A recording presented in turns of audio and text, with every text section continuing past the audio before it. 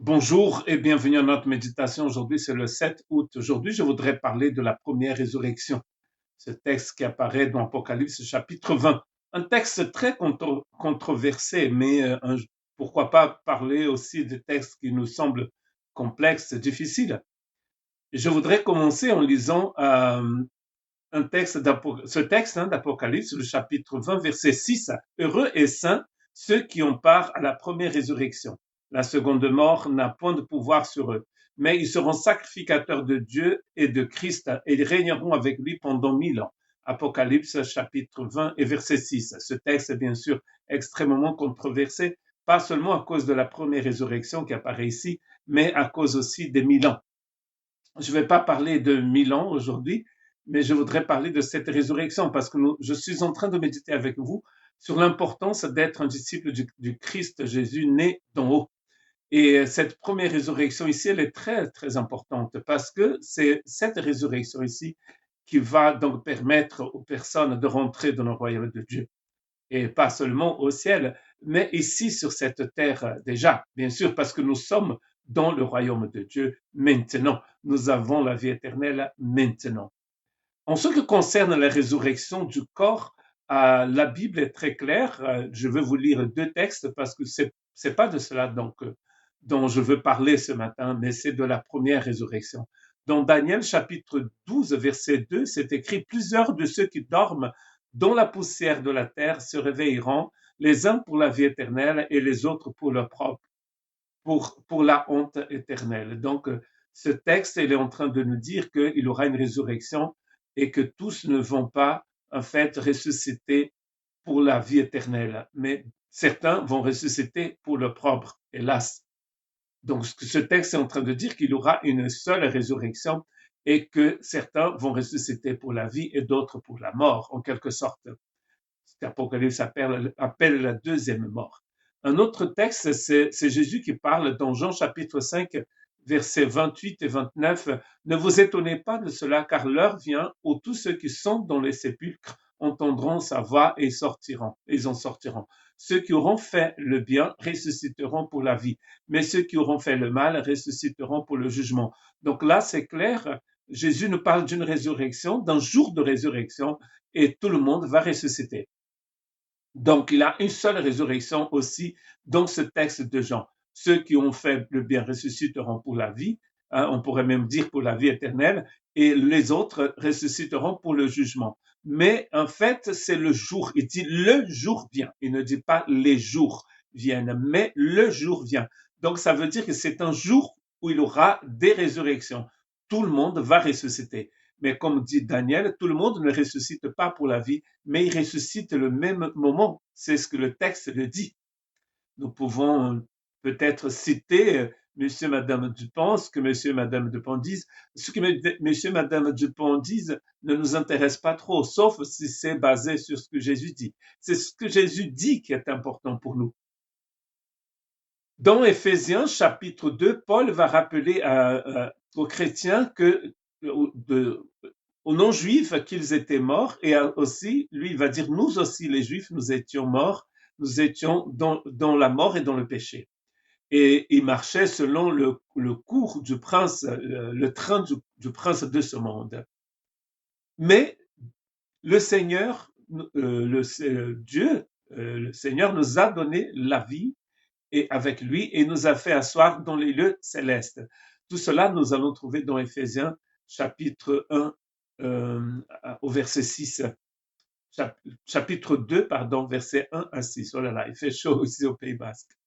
Donc, dans Éphésiens, nous voyons un peu ce que nous voyons dans Apocalypse 20, c'est-à-dire que nous étions morts, il nous ressuscite avec Christ. Et là, on est bien en train de parler de la première résurrection, c'est-à-dire de cette résurrection pour la vie, car le mot résurrection dans le Nouveau Testament n'est pas seulement du corps. Nous allons voir plus tard dans un autre texte de Jean que Jésus parle, comme il a dit dans le chapitre 5, il parle de la résurrection de l'esprit, bien sûr. Dans Éphésiens, les morts reviennent à la vie et ils sont placés dans les lieux célestes. C'est la même chose que dans Apocalypse chapitre 20. Nous ressuscitons et nous sommes placés dans les lieux célestes avec Christ.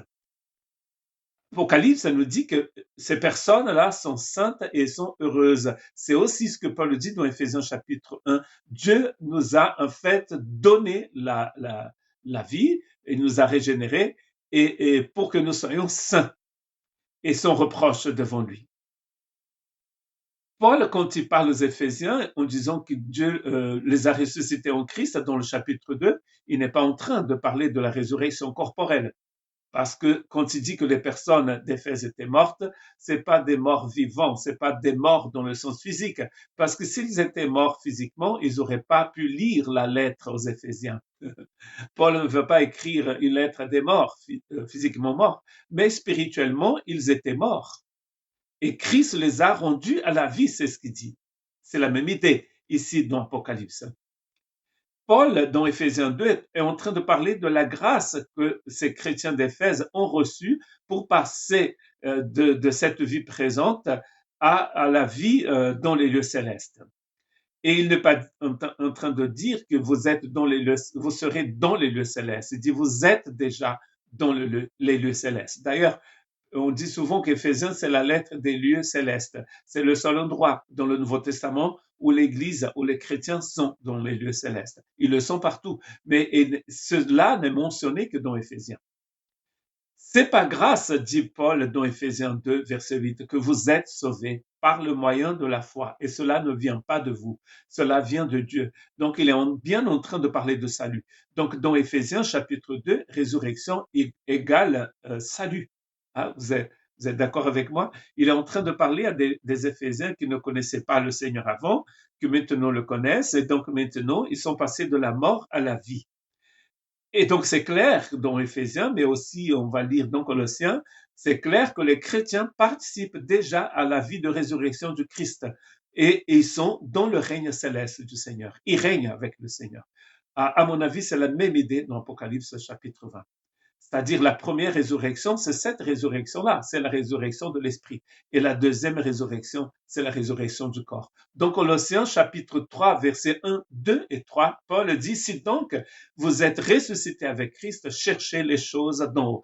Donc nous sommes dans les lieux célestes dans Éphésiens. Et ici, Paul encourage les chrétiens de Colosse à chercher ces choses. Et pas seulement ça, parce qu'il dit, où Christ est assis à la droite de Dieu, attachez-vous aux choses d'en haut. Ils régneront avec lui. C'est écrit dans l'Apocalypse. Sans rentrer dans le millénium, ils régneront avec lui. C'est sûr qu'après la première résurrection, nous régnons avec Christ sur cette terre. Notre esprit étant dans les lieux célestes. Ah, il dit qu'il faut attachez-vous aux choses d'en haut et non à celles qui sont sur la terre. C'est sûr que, vous voyez, nous sommes ressuscités, Dieu nous a ressuscités, nous sommes toujours sur la terre, mais nous nous attachons aux choses d'en haut. Car vous êtes morts et votre vie est cachée avec Christ en Dieu. Vous voyez que là, il est en train de nous, il avait dit aux Éphésiens qu'ils étaient morts, et maintenant ici, il dit aussi que vous êtes morts. Donc vous voyez que la mort d'Éphésiens 2 n'est pas une mort qui est bonne. Ici, c'est bien d'être mort, c'est-à-dire d'être séparé du mal, du péché, du diable, du monde. Quand nous sommes ressuscités avec Christ, nous ne sommes plus morts spirituellement, mais nous sommes morts au monde, au péché, à toutes ces choses mauvaises. Quand Christ, votre vie, paraîtra, alors vous paraîtrez aussi avec lui dans la gloire. Vous voyez, là, on participera à la deuxième résurrection si nous sommes morts. Et ces Éphésiens, bien sûr, pour eux, c'est la deuxième résurrection parce que ça fait presque 2000 ans que cette lettre est écrite. Donc, tous ces gens qui ont lu la lettre pour la première fois sont tous morts. Donc, Paul est en train de dire, vous allez paraître avec Christ dans sa gloire, car vous a déjà ressuscité. Romains chapitre 6, verset 4, c'est un classique. Paul dit ceci, nous avons donc été ensevelis avec lui par le baptême, en sa mort, afin que comme Christ est ressuscité des morts par la gloire du Père, de même nous aussi, nous marchions en nouveauté de vie. Et il va dire dans Romains 6 que Dieu nous a ressuscités aussi. Nous avons participé à la résurrection de Jésus. Donc le salut, c'est une résurrection. On appelle cela aussi naissance d'en haut, une naissance nouvelle. Et Paul appelle ça une nouvelle création. Alors même que nous attendons le retour de notre Seigneur, lorsque notre corps sera lui aussi transformé par sa vie de résurrection, nous vivons maintenant une vie de résurrection. Nous sommes dans la vie de résurrection et nous attendons, quand nous mourrons, nous allons attendre la résurrection de notre corps. Mais avant de ressusciter le corps, Jésus ressuscite les esprits. C'est pour ça que la première résurrection d'Apocalypse ne peut être que la résurrection de l'esprit. Parce que nous savons que la deuxième résurrection se passera dans un même jour. Le dernier jour, Jésus dit, je ressusciterai les morts. Romains chapitre 8, verset 11, et c'est l'esprit de celui qui a ressuscité Jésus d'entre les morts habite en vous. Celui qui a ressuscité Christ d'entre les morts rendra aussi la vie à vos corps mortels par son esprit qui habite en vous. On ne peut pas être plus clair. Il faut laisser parler le Saint-Esprit qui parle par la parole de Dieu. Pourquoi inventer des doctrines, des choses qui ne sont pas écrites? C'est bien clair que le même esprit qui ressuscite le Christ nous a ressuscités, il habite en nous, il nous a ressuscités en Christ, et un jour, il va ressusciter notre corps mortel par son esprit qui habite en vous. Vous voyez? Le corps sera ressuscité de la même manière que l'esprit a été ressuscité. Ainsi, je connaîtrai Christ et la puissance de sa résurrection et la communion de ses souffrances, devenant conforme à lui dans sa mort, pour parvenir, si je puis, à la résurrection d'entre les morts. Vous voyez ici aussi, il a les deux résurrections. Dieu nous a ressuscités en Christ, nous avons cette puissance de résurrection, et il dit, j'attends la résurrection des morts. Deux résurrections. La première, c'est le salut. La deuxième, c'est la résurrection du corps. On ne peut pas être plus clair. Dans Philippiens chapitre 3, verset 20, mais nous sommes citoyens des cieux, d'où nous attendons aussi comme sauveur le Seigneur Jésus-Christ, qui transformera le corps de notre humiliation en le rendant semblable au corps de sa gloire, pour pouvoir par le pouvoir qu'il a d'assujettir toutes choses. Donc Jésus a le pouvoir de ressusciter notre esprit, mais il a aussi le pouvoir de ressusciter notre corps, et c'est ce qu'il fera dans l'avenir.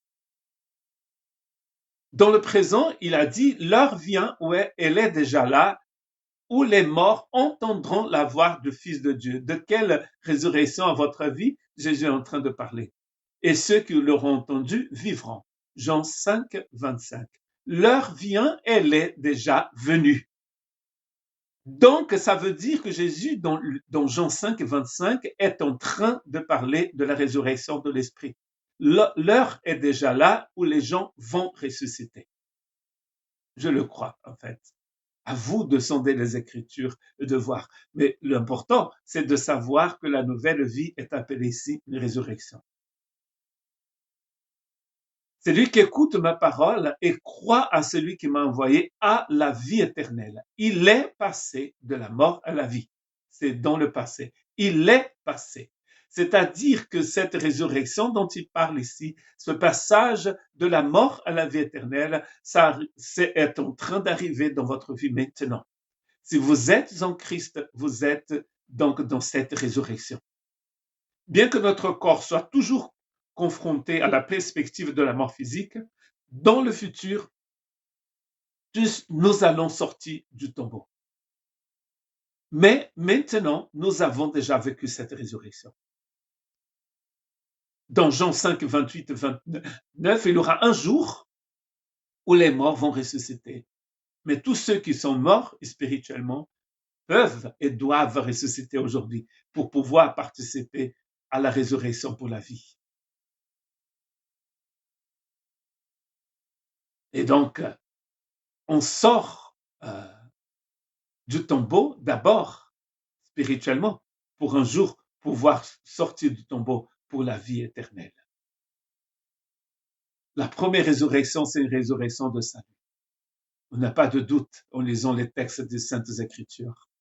Et la deuxième, c'est une résurrection pour la vie, c'est-à-dire où le corps va ressusciter aussi. Que Dieu vous bénisse.